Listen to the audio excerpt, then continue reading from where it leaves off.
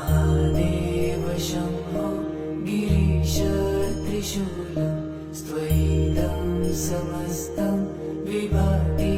तस्मात् शिवनान्यथा दैवतं नाभिजाने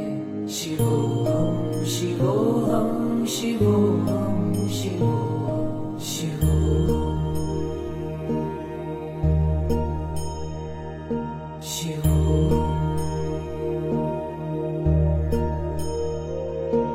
यतो जयतेदं प्रपञ्चं विचित्रं स्थितिं याति यस्मिन् यदेकान्तमन्ते